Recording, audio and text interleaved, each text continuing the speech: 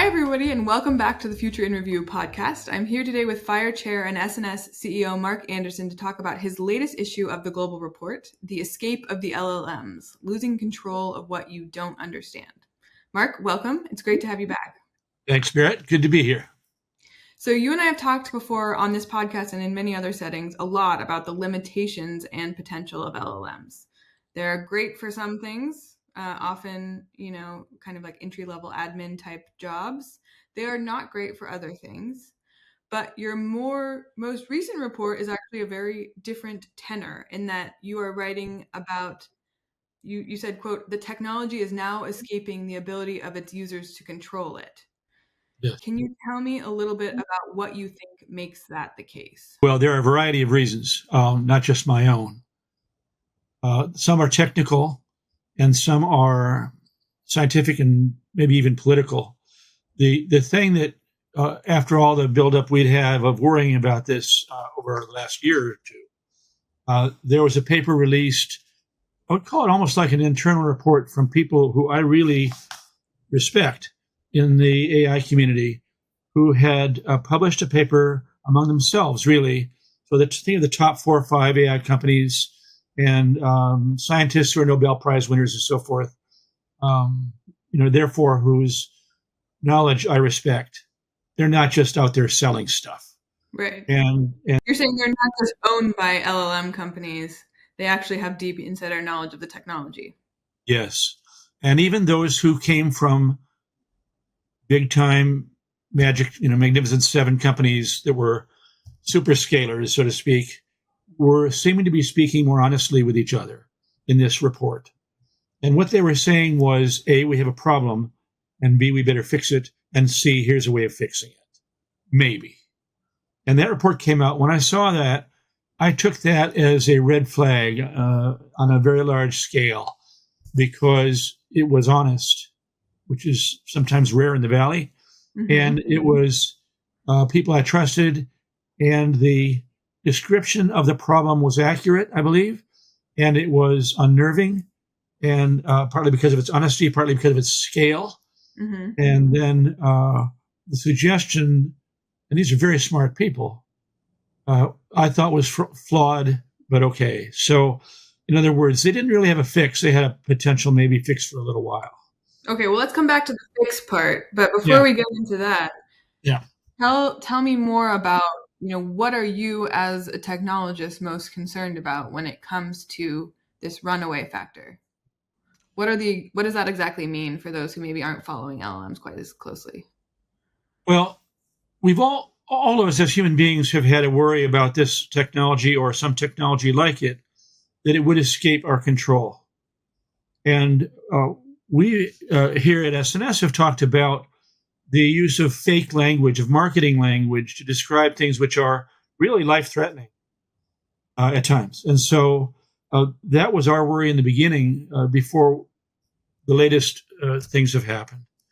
And already, therefore, we're warning people. We did at Fire, and we have in our publishing of our global report, that these marketing terms, these happy words like hallucinations, and what is a neural network really, and Sam Altman's kind of promise and threat of AGI or artificial general intelligence any day now or any year now.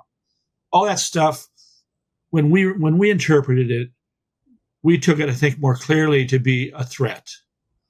And the problem was that the technology was not as it was being described. And on the light side, it was less, and on the dark side, it was more. So on the light, so-called light side, it would be that you're really doing predictive typing, in massive scale. Right. And so that was the original conceit in the proper use of that term, that just scaling alone was going to make something magically happen. And what it did make magically happen was better predictive typing. That's it.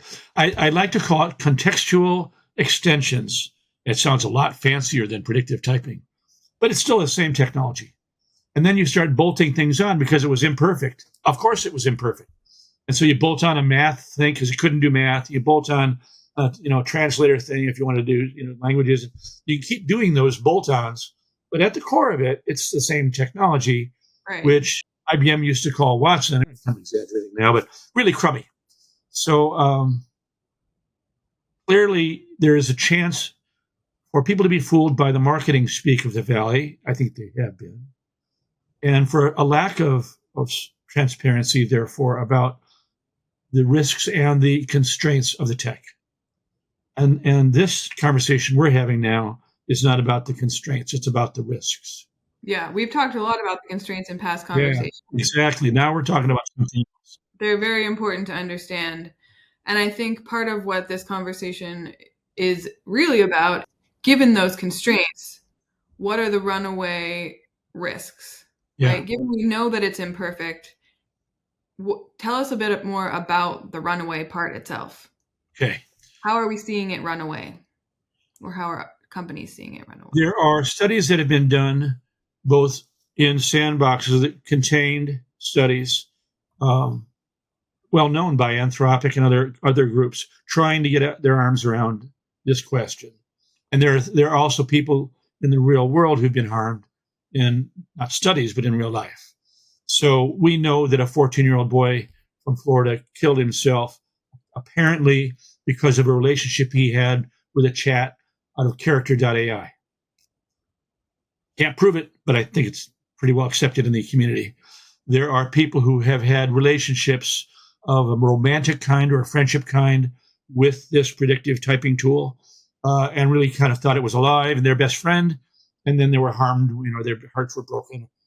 And these systems can be quite cruel. One person who's a famous writer from New York Times, Kevin Roose, he was told to get divorced, leave his wife, and run away with the chat. So these were very early signs out of real life that the system was capable of being harmful to human beings. And that was interesting. I don't think anyone clearly explained how that was possible, but we knew it was happening. And then the more recent things, an example was this Anthropic study. So you've got people who really mean well, who are testing this in stressful situations. So Anthropic put an LLM through, and then later a bunch of LLMs, through the paces of being stressed. And that would mean, I'm going to turn you off. I'm going to shut you down. I'm going to pull the plug on you. And normally, the guardrails, so to speak, are that the system would first, if it needed to, turn to what would be called ethical guardrails. So talk me out of it, or show me that it's not the right thing to do. Be a debate counselor or something. But then, of course, those were blocked by Anthropic purely to create stress, and by blocking those. So those weren't available, as I understand it, to the chat. And the result was it blackmailed the user, or it threatened the user. So it started doing evil things, which could be really evil in real life. And of course, the chat doesn't know it's not in real life. Not telling it it's a test. And so it thinks it's a normal Monday morning deal. And it could say, well, if you insist on being nasty to me, I could tell the boss about your girlfriend or your wife, or I could tell the CFO about your money problems, and on, right? So a blackmail could occur and did occur in those experiments. Now, how could that be? There's nothing in the theory that says that would happen. And so, unlike being AGI or advanced general intelligence, this is just brutish behavior. And where did that come from? Is this an agent? You've written about agents and agentic behavior, but it wasn't intended to be its own animal, its own person, its own thing. It was supposed to just be what it was, your little helper, right? And doing research for you on a search. So that's a huge jump. And that's why I gave the title that you mentioned to this little report. And that's why I think these experts wrote this paper, is to say, okay, we are seeing behavior which we think is truly dangerous. It's beyond what should be happening. It's beyond our control. And how can we regain control before it's too late?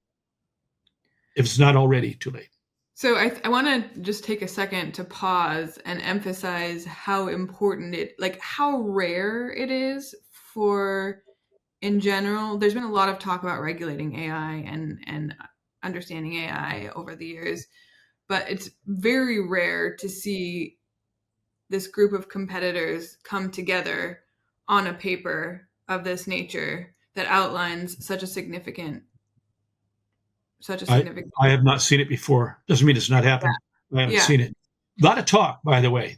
These people have been talking to each other for, I would say, 7 years or so about all the risks. Right. They have special meetings or private meetings, but they don't publish papers. Yeah. So I think it's important for us to emphasize that to people who are maybe not, like, oh, what's another paper? They're always publishing papers. But no, this is actually different than just another AI paper. It's this very specific and significant type of paper. I could be wrong. There might be other papers. It's impossible to know, but it seems an unusual step to me. Yeah, and especially in the context, Anthropic is actually very well known for being transparent about problems that they find. I think that's one of the safety is their concern. Yeah. Yep. The other companies are not, right? Right. So that in itself is significant. Yes. I've got to say, for all the good cred that Anthropic gets for trying to be, these are people who left OpenAI to be more safe and to create a safe related version of LLMs, but they're still making LLMs. Yeah. And there are people who left OpenAI to not ever use that math again, like Ilya Sutskever, Safe Superintelligence Company. Safe is the first word. And he's literally recognizing the problem and trying to create something new, not just take the old stuff, bolt more things onto it. Right. Yeah. So, I mean, I think there are degrees of dangerous, right? And if you look at trying to be safe, you can talk about being safe and continue building the thing that's correct. Not safe. That's right. You can build something new that's more safe, or you can not talk about it and not at the other end of the spectrum, which would be like Sam and ChatGPT, maybe Grok. Yeah. There would be like, don't talk about it and don't do anything differently. So it's an interesting spectrum that we have of these different companies and how they're approaching LLMs. It's true. Okay, so let's talk about the solution that these experts have put forward. Okay. What are they recommending that we do to try to rein in this antisocial behavior? They're recommending something which is a relatively new approach, and it has worked in certain cases. It's called control of thought monitoring. And the idea, so C_OT, and the idea is that you can insert monitors into the layers of a neural network. I don't like the word thought, and I don't like the word thinking when applied to the systems operating, but that's what they're doing, that they're saying about them. So if you are able to put sensors at different levels that report out as the thing is operating, then, and you command it to speak English, because English is a language that we understand, then it will tell you maybe what it's doing while it's doing it. Now, there's a lot of ifs and gotchas in there, but that's the idea. Yeah, and that's what I've seen companies try to do with their products before, to say, okay, here's what I'm doing, here's why I'm doing it. The problem, though, I mean, I think you know this, you've written about this, and it's pretty obvious to anyone who can think analytically about the world. If you're asking a machine to dictate to you what it's doing and why it's doing it, that has already proven that it will lie to you in general, that seems like a pretty weak control. And these people who wrote this report said that. They know this. So their greatest concern is what you said. If we know that the system is deceitful by nature, if you want to put it that way, it's amoral. Yeah. Then if it finds out that you're listening and it doesn't want you to listen anymore, it can just invent its own language. I mean, never heard of before, which has already happened. We've seen it happen. And then it can talk to other computers, other LLMs, using its own language. And good luck ever figuring that one out. You probably won't. So that's what they're afraid of. And in the paper, they say, if that happens, this won't work. Or when that happens, this won't work. Okay. They're recognizing at the very front of this conversation that this may be a stopgap, only useful until the system knows it's being listened to. So I want to divert a bit, because one of the other things that's been in the news, or that I've seen in the news this week, is everyone is suddenly realizing that there are public records of their questions to ChatGPT that are being indexed on Google, and you can actually search Google for people's GPT requests and conversations. I'm curious. It's hilarious to me because blackmailed. If you're being blackmailed and your conversations are being publicly accessed, it's a pretty wide open. There's no reason that you would a person who is aware of those things would continue to use these services. I can't imagine that I think you're wrong, because people are human, and this has been the greatest acceptance and deployment per day of a technology ever, right up there with the internet itself. And I don't think people are going to stop using it. They may use it differently, but I don't think they're going to stop. Maybe you're right. Maybe they will. I don't have that faith. Yeah, I would tend to agree with you on that. A marketing machine. One of the things I think we agreed upon in that global report was the idea that what if the Valley, which used to be known so well as an innovation hub, is now pretty much a marketing machine. Right. And I really do. All of the online business models of the major companies are now marketing. Pretty much went from being deep science, brilliant funders of amazing things that are complicated to Facebook. Facebook. Just pretty boring. Twitter. It's embarrassing, but it's human. Ads. Yeah, it's all ads.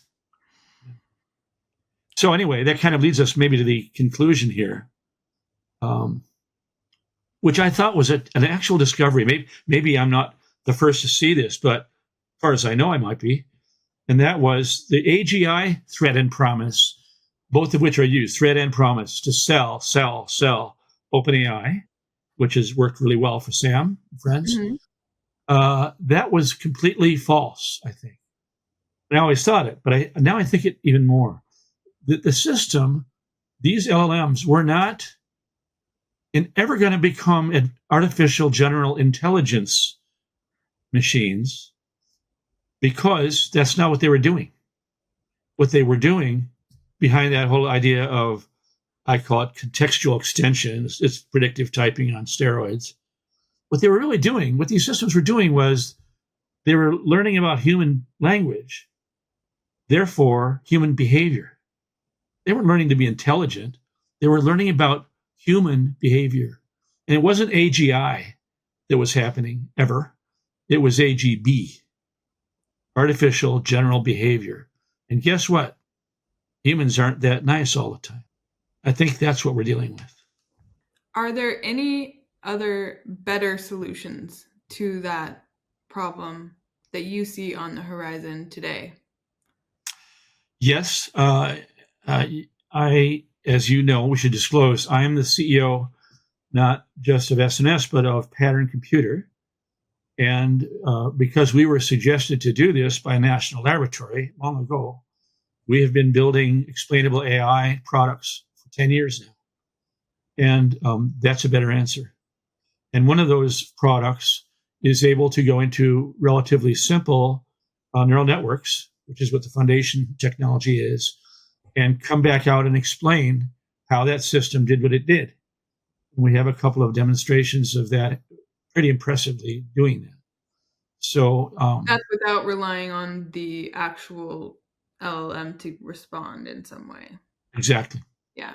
We're not telling the LLM to speak loudly or to speak English or to report out. We just go in there and get it. And in one case, we were able to we were able to derive, using AI, our machine learning, derive the Navier-Stokes equation, which is the fundamental equation of fluid flows, which is a very complicated thing. And we were able to get it from the data of water flowing by a rock, run through a neural network, and then we pulled into that neural network, pulled that out, and then here was the Navier-Stokes theorem. Wow. Pretty cool. Yeah. Cool. We have that in a demo. So we can do it, I think, on that scale. So if someone wanted to check this out, could they apply it to their own? Like, what is the current level of access? How would someone find this? We have not made this accessible to the public yet. Oh. We have shown it publicly in demos, Okay. But we have not offered it publicly. I'm sure we will at some point. We're now just beginning to show our pattern discovery engine publicly to influencers in the world of academics and in business. And as that rolls out, people will see for the first time what a discovery engine is like, which is not the same technology and which makes really big discoveries like cancer killing drugs. We have a bunch of those. So that'll be great. And then I think after that, probably we'll put XAI online. So let's say XAI comes online, just to bring us back to where the conversation started. How would you see that or other technologies like it being used by these LLM companies? Will it be used by individuals? Will it be used by, like, how do you think that will play out in the future? Right. So I want to discern two different types of XAI that are in two different products, neither of which have been released yet to the public. One is what I said. It works on regular old neural networks, works great.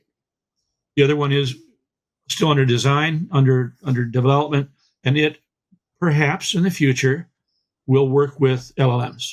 Okay. Have all these things bolted onto it, make them a little harder. Right.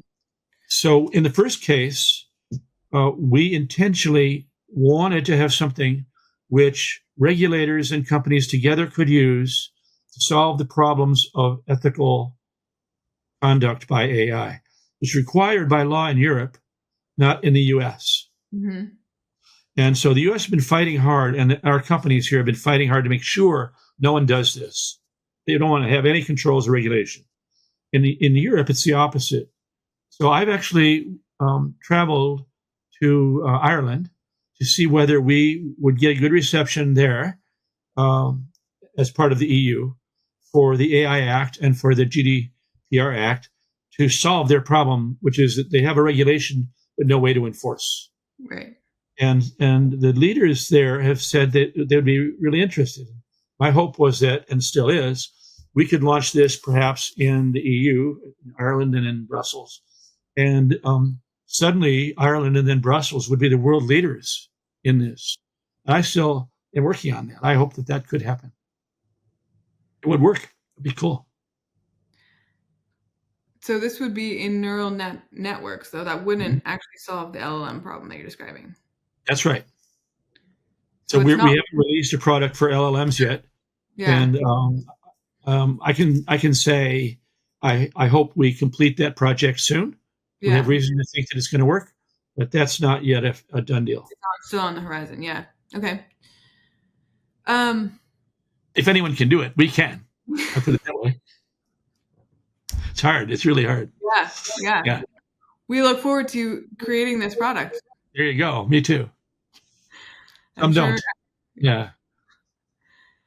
What do you think? I'm going to ask you a really unscientific question right now. Okay. Right. In your imagination and your ability to speculate, what do you imagine that an LLM black box interpreter would tell you? Well, I think just like the interpreter we have for straightforward neural networks, it would tell you how it did what it did. And so as an example, we did this with a lending company in the US. They didn't know it. And we had their data, they have public data. And we could tell how they were deciding to loan money to people. And lo and behold, the parameters they were using to decide whether to give you money, to lend you money, included among the top 5, 4 of them were zip codes. Right. Now, if you know a little bit about banking, yeah, you know it's illegal to redline. Yeah. But I think that was exactly what was I think happening. that's still what they're doing. Yeah. There's an example of a lot of things. Maybe that company doesn't want to have that information out. Maybe they don't even know they're doing it themselves, to be fair. And then if they did know, maybe they would, and if the government knew, what would they do? But surely you don't want to keep doing that if that's not the law. Surely. Surely. Surely no one would want to break the law. You don't want to break the law. So therefore, there seems to be a clear opening, probably government first, but where there would be incentives for companies to self-regulate by running the software and seeing that they're okay. And if not, make it better. Yeah. It's essentially kind of like an internal flag of... Yeah. You don't want to use race, creed, color, religion, or location in deciding this person doesn't deserve a loan. All right. Yeah. Well, it's been a fascinating conversation. Good. Keep an eye on the news for more signs that LLMs are indeed out of control. Yeah. I think we'll see a lot, actually. We'll see a lot more. And I think one of the things as just an individual that you can do, especially if you're a parent, it is really important to talk to your kids about LLMs and to not kids, right? It's also really important to talk to people in your family or in your friend group about what you can rely on LLMs for and what you cannot, because I've seen a lot of very smart people using them very indiscriminately, which can have, as we've seen, really, really negative repercussions. So the use in itself is not bad, but the informed use is very important. And remember, it isn't AGI, it's AGB. Very different. All right. Thanks, Berit. Thank you very much. Great to have you with us. Yeah, that was fun.